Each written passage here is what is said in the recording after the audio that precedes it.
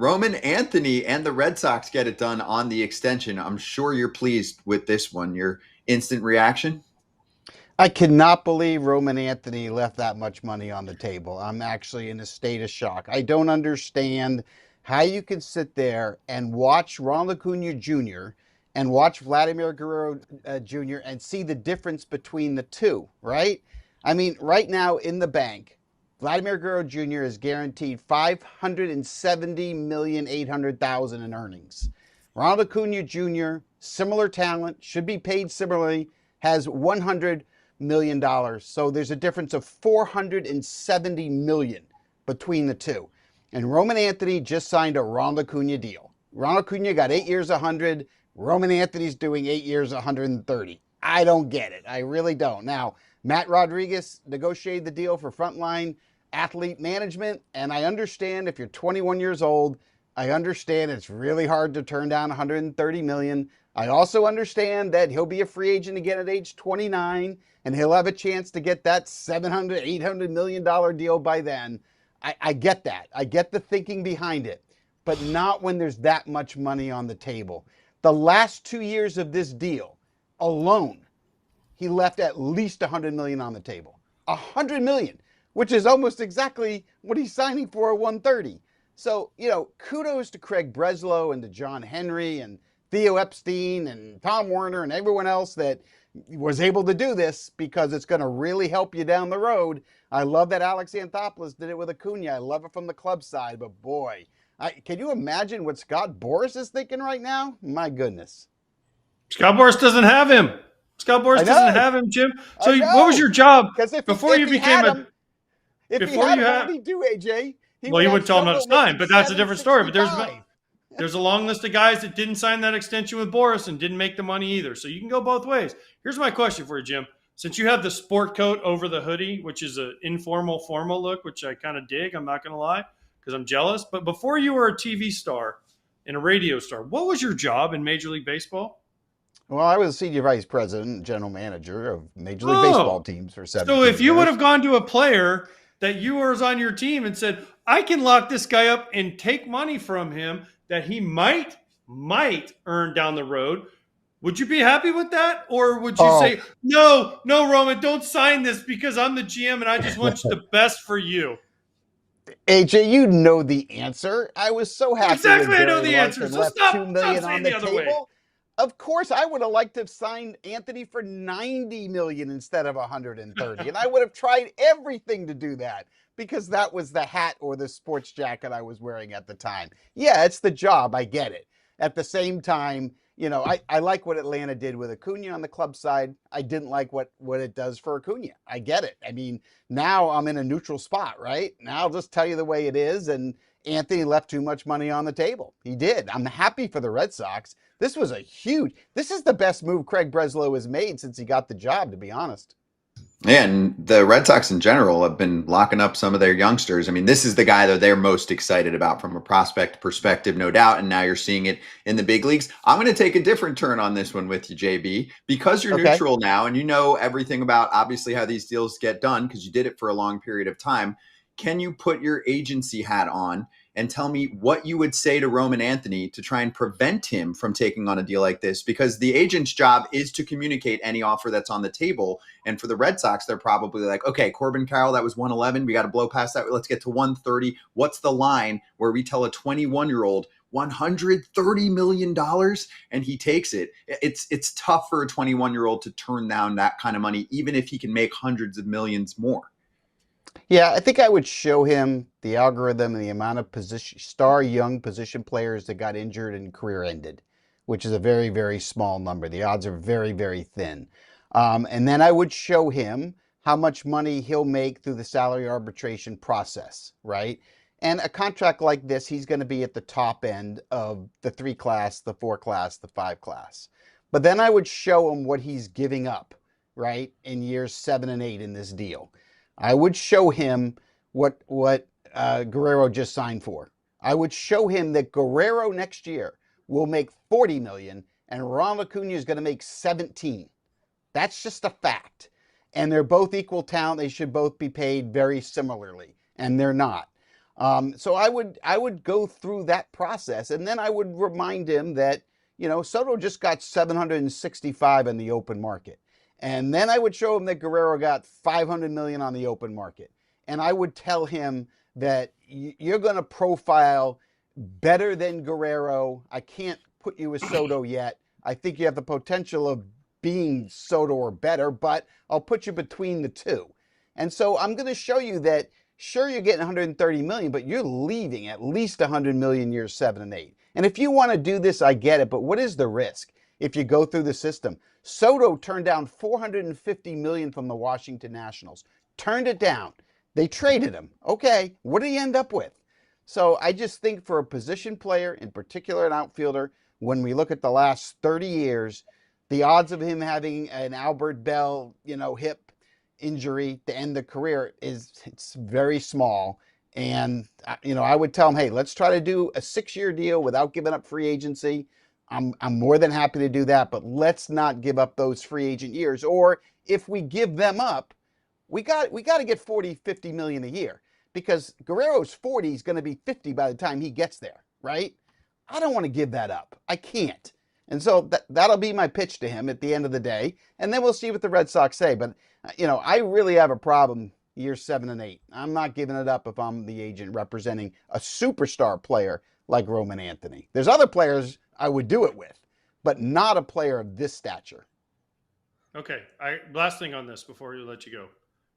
Does the impending labor strife possibility affect this in any way? Because the owners keep saying we want a salary cap, right? The players keep saying we're not going to get a salary cap. Now, if there becomes something in the middle, whether it's a harder cap than what we technically have now, players' earnings might not be unlimited like they were with Soto and Guerrero.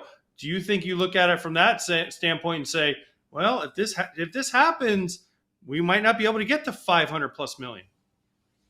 Yeah, no, I definitely don't look at it that way. And I respect the players' union and the people that are involved.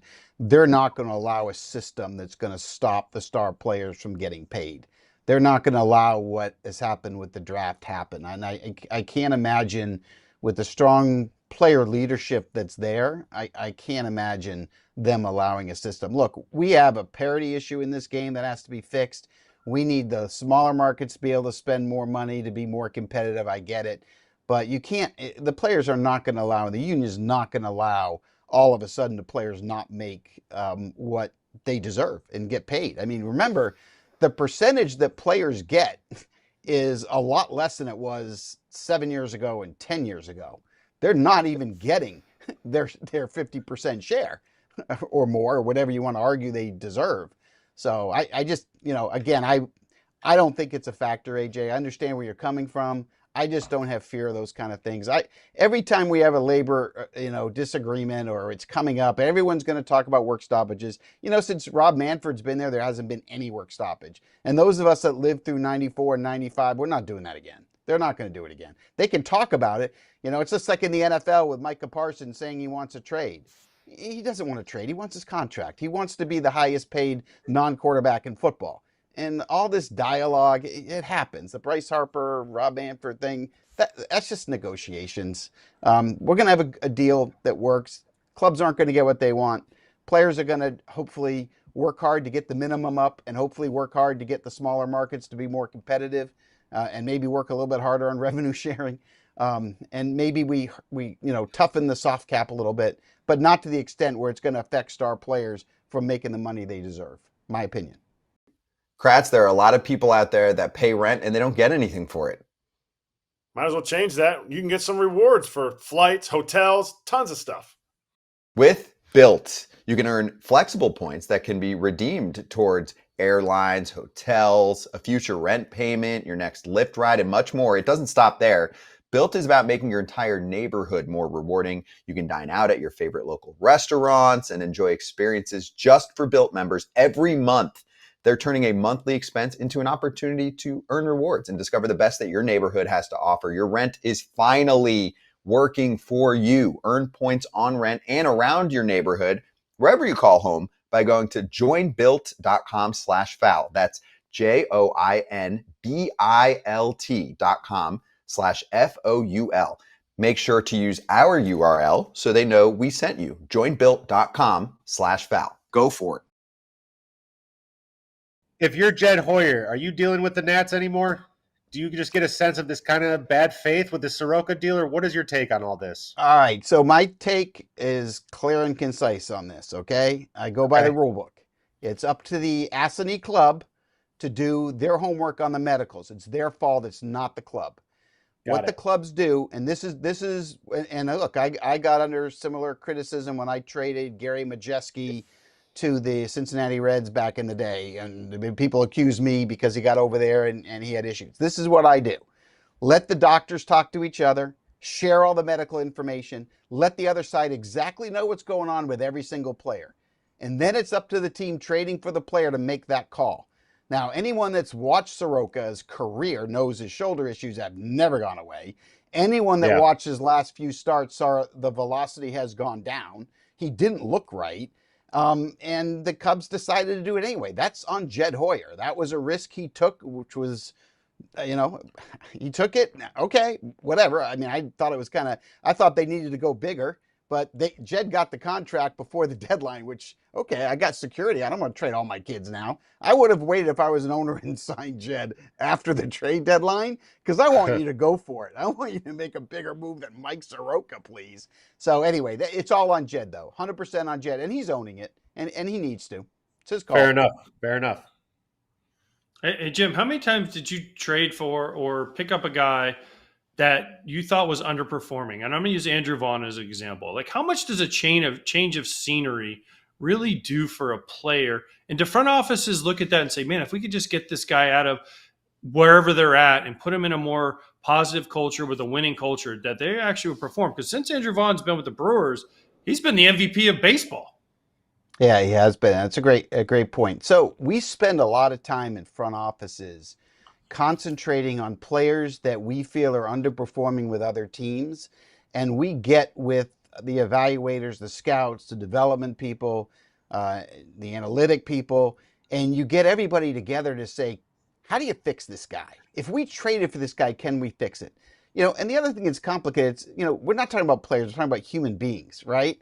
Is a human being going to do better with a change of scenery? Do we think if he came into our environment, he would be able to go to the next level? And then vice versa, you have to be concerned. Jake Bird goes from the last place Rockies to the Yankees.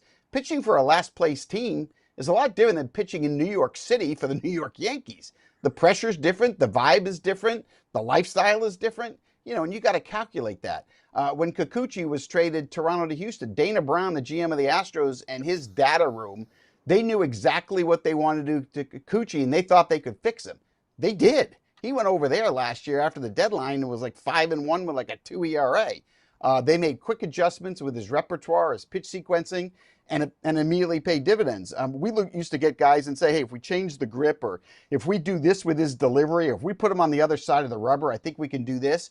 Or, there's also the guys in the middle. Like I remember when I brought in Benito Santiago and Tony Fernandez, I didn't know how that was. It was in '95. I didn't know that was going to fit in the clubhouse. So, I went to Barry Larkin, who was one of the team leaders, and Lenny Harris, and I said, what do you guys think about these two guys? Because baseball-wise, they fit, right? Sitting up there in the GM suite, Fernandez can be Gold Glove third base, right, if I put him there. Santiago upgrades are catching, but I'm not sure how it's going to fit in the room. What do you guys think? Will they fit in the room?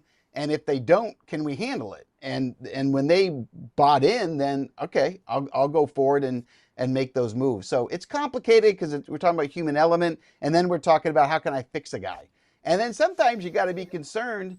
I remember when I worked for the Yankees, there was always the big issue. Lou Piniella and Gene Michael kept pounding with me. You got to be careful because there's not a lot of guys that can handle New York. And you got to really study the player, because you can have a pitcher that's pitching great for the Angels or Padres, but you bring him over to New York and they can't handle it. So you have to really study it both ways to see. But change of scenery can certainly help. It can also backfire. Yeah, the Yankees are dealing with a little bit of that right now with a reliever or two, which is a whole nother topic. But JB, I want to ask you about the trade deadline. We see the grades, we see the superlatives, the whole deal. The trade deadline passed. This is what I love.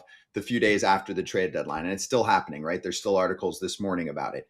The conversations that went down, the what ifs, right? Stuff that didn't happen, or players blocking deals. So I'll give you dealer's choice on this one, from Ken Rosenthal reporting about how the Padres landed Mason Miller and some of the other teams, turning down Miller because they didn't want to give up some of those top prospects, right? Phillies, I think Mets were on that list, etc. Byron Buxton saying no to potentially being moved because he wants to stay with Minnesota, or any others that you saw, those what ifs. Which one stood out to you? Yeah, I mean, I think the Mason Miller deal I loved a lot, only just as a former GM, just understanding the people that made the deal, right? AJ Preller, sitting there trying to win now, never been afraid to trade Trey Turner or James Wood or CJ Abrams or Mackenzie Gore, never afraid. Has built a core that isn't going away, and he's got a window to win a World Series, and there's not a prospect he won't trade. And it was fascinating to me because what did he do? He traded him to the Athletics, where although he's not in the limelight anymore, behind the scenes, one of the owners named Billy Beane had a long record. Remember the Addison Russell trade for Jeff Samardzija? Like he did the exact same thing. That's why I text Billy Beane afterwards to tell him, yeah, your fingerprints were all over this one, Billy. But to me, that was such a great deal because, AJ can call him and say, look, I traded Trey Turner. I traded James Wood. I traded for Fernando Tatis Jr. I'm going to do the same thing for you. I'm going to give you an all-star shortstop. He's a teenager, and he'll be ready for Vegas, but I need to win now, and I need Mason Miller. So I need your best asset, but I'll give you my best future asset. And for you, 3 years from now, you're going to be really happy because everyone's going to be asking me, how could you trade James Wood and DeVries? But what he's trying to do is win a championship. That's what AJ's trying to do right now. I'd have made that deal too. Now, if I'm the Athletics, I'd have made the trade, right? I mean, you got a chance to get your future face of the franchise. Of course, you're going to make that trade. So that was among the most intriguing. And the one on Buxton was kind of funny because I remember when he was a young kid over in spring training, I went over to Fort Myers and was talking to him. He had the Minnesota Twins logo tattooed on his back. And I said, Byron, how do you know you're going to spend your career with Minnesota? You know this game. There's turnover. He said, no, I'm going to spend my career here. I said, you don't know that. You could be a free agent. You could get traded. Byron Buxton has the tattoo that he honestly is going to finish his whole career there. He got the no trade, and he literally, no matter how bad they get, he wants to stay there. So I got a big kick out of so many teams trying to trade for him and him just saying, no, I'm not going anywhere. So if you give up someone a no trade, you got to live up to it. All right, I got so many things off the answer you just gave. One, you got to call him Preller because AJ is on this show, okay? The real one, okay? Preller and Hinch, okay, Jim? So if you're going to keep coming on here, this is AJ, they're Preller and Hinch, all right? Okay, I'll call him. I'm going to call him King Preller then. I got it. That's fine. You can call him whatever you want as long as it's not AJ, okay? And then second of all, that's fair. Eric Milton once had a Yankees tattoo on his left shoulder, and then he got traded to the Twins, and he's like, now what do I do? And we're like, yeah, he shouldn't have probably got that tattoo. So, yeah, Byron Buxton has the no trade clause. Milton got it before, and then he got traded to the Twins. All right, but then, but awesome. For real, I just want to know. This is it. Last question for me. Will the Yankees make the playoffs this year the way they're currently constructed? Because they can't make any more moves. Will they make the playoffs? I'm going to go no, and I'm going to go no Woo! because I'm going to go no just because I really love the AL West 3 teams right now. I just do. I mean, I think what Seattle did at the deadline, I think they can get to the World Series now. And I've been on Texas's bandwagon.